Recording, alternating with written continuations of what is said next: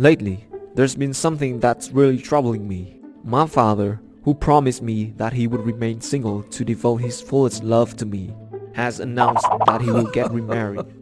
His soon-to-be wife is a German woman who looks old and stern. I didn't have a good impression of her the first time we met. Before I continue, please like and subscribe to our channel. Feeling incredibly sad about my dad's upcoming marriage, I sought solace in alcohol. This bar had such a classic, sophisticated vibe that could somewhat ease my mood. Taking a sip of my whiskey sour, I got a bit tipsy. Truth be told, my tolerance for alcohol wasn't great. I caught the gaze of a blonde-haired guy smiling and chatting at the table next to me, and for a moment, I was captivated. Perhaps my stare was too obvious as he bid farewell to his friends and made his way over to me. "Whiskey sour suits you perfectly." "Hello, I'm Colin," Colin said with a laugh. Maybe the alcohol had gotten to me, as I felt my eyes dazzle. It seemed like 1,000 of stars were spilling out of his vivid blue eyes. "I'm Stephen. You're really handsome, by the way." The words slipped out of me naturally. Colin seemed accustomed to compliments as he sat down beside me without hesitation. "Stephen, are you feeling down?" When you walked in, I sensed something wasn't right with your mood.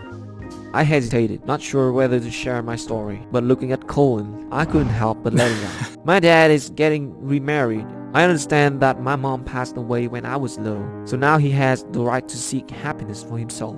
But I just can't accept it. He used to promise not to remarry so he could devote his love entirely to me, but he didn't keep his word."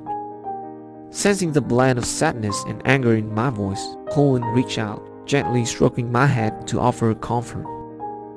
Colin was such a good listener, sitting there quietly as I shared memories from my childhood, my feelings about my dad, and my future stepmother. He didn't judge or criticize me either. Instead, he listened patiently, staying with me as I vented until well into the night. His gentleness was like a comforting feather wrapping around my heart. When he saw that I had regained my composure, he bid me farewell. "Stephen, until we meet again." The next day, I woke up to realize that I'd forgotten to get Colin's contact info. I really want to be friends with him, and maybe even take our relationship to a level beyond just friendship. I returned to that bar, hoping to run into Colin there, but after waiting for a whole month, there was still no sign of him. When I asked the bartender about Colin, he replied, "Colin is Colin. He's just as elusive as a ghost, and only comes here to listen to other people's stories, then disappears without trace." There have been many people who have felt the same way as you. I felt disappointed, but as usual, I still went to this bar every day, hoping to catch him. Today is my father's wedding. As that woman walked into the hall, I stood up in astonishment. It wasn't because of her, but the person holding her hand. It was Colin. Ironically, the guy I have a crush on is the son of the woman who took my father away. I couldn't accept it. My heart agonized, wondering if he knew I was the stepson of his future father when I confided him about my feelings that day. And if he did, what was in his mind in that moment? After the wedding, he and my mother moved into our house, and my dad carefully selected a separate room for him. With all that attention and care, anyone would think he's my dad's actual son. Duh. He was kind to my dad, but coldly pretended not to know me. Guess he knew I disliked his mother, so he decided to hate me back.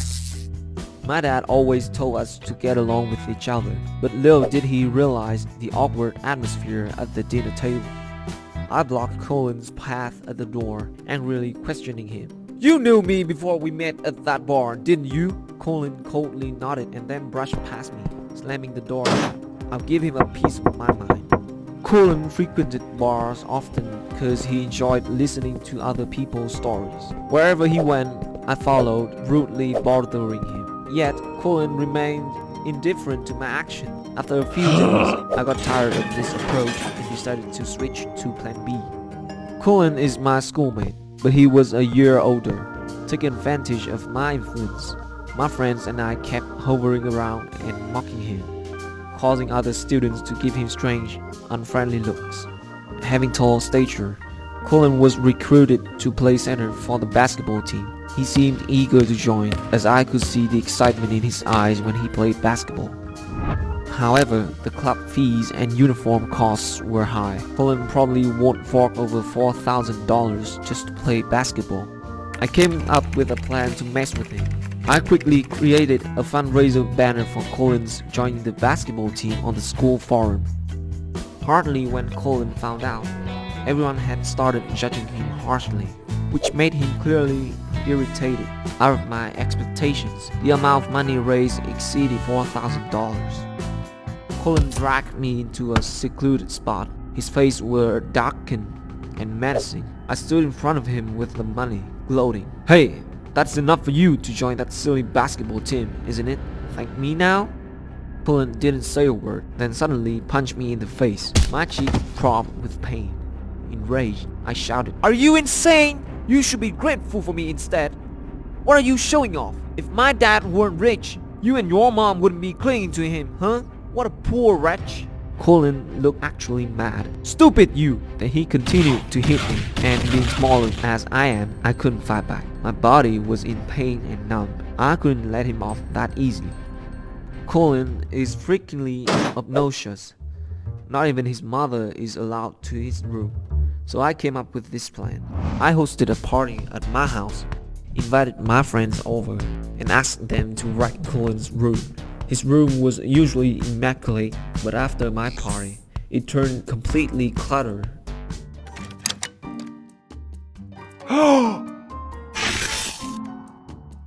Colin returned home, and upon seeing the mess, he was about to hit me again. Sensing that thing was not okay, his mother pulled him away. I deliberately followed to hear what she would say. "You, don't get angry, got it? Get along with Stephen, won't you? Your stepfather loves me and cares about you. But above all, Stephen is his biological son, so you shouldn't irritate him. It was hard enough for me to fight my happiness."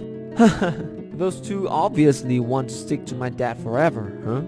After that day, I publicly showed my disdain for her. Whatever she asked me, I'd respond with contempt. My dad was clearly displeased with my attitude, so he locked all my accounts. My stepmother pleaded with my dad to forgive me, but as I saw it, she was just adding fuel to the fire. But this cost-cutting measure affected me a lot, as I couldn't join the fun with my friends. Gradually, I was isolated. I fell into despair, feeling lost both at home and in my friendships.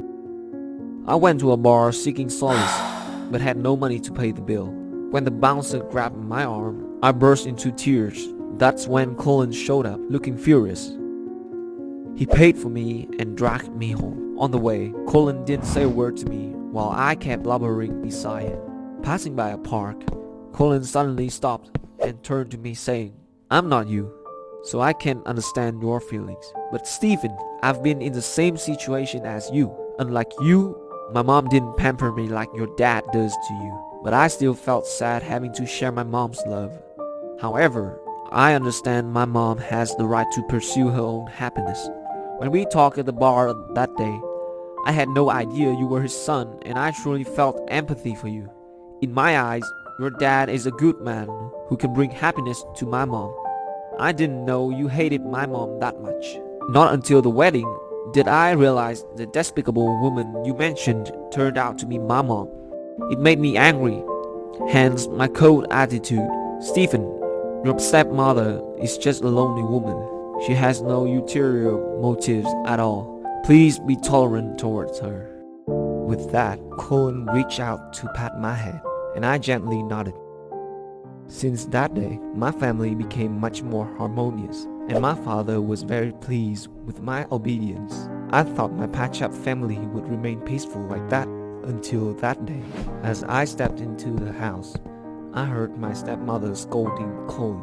It turned out Colin, whom I used to have a crush on, had feelings for me for a long time. It's written in Colin's diary that he'd fallen for me when we were just 10 years old. That time, his father had just passed away, and when he was hiding in a corner crying, I came to give him a piece of candy and comforted him. So he always followed me since then, not confessing his affection, but just silently observing me from a distance. Then his mother married my father. To ensure her happiness, he buried his feelings. It was all recorded in the diary hidden in his room. If not for my ridiculous party, the diary would never have fallen into his mother's hands. I wasn't emotionally prepared, so I avoided Colin. My father wasn't angry with Colin, but he advised him to put his feelings aside. Colin looked much thinner than before. One afternoon, Colin bid me farewell to return to his homeland, Germany. He wanted to have time alone to sort through everything that happened. I reluctantly saw him off at the airport. 6 years have passed since Colin left me. I became a photographer, traveling the world, but never daring to visit Germany, as I just couldn't bring myself to see him or deal with all those buried feelings inside me. Returning to the old bar where Colin and I first met, I was shocked to see a familiar face. Colin had matured greatly, his once long hair now neatly trimmed. He looked at me and gave me a tender smile. I didn't know what to think anymore, so I just rushed into his arms like Icarus flying towards the sun. And in that moment, Colin gave me a kiss, the one he had been holding back since our childhood days.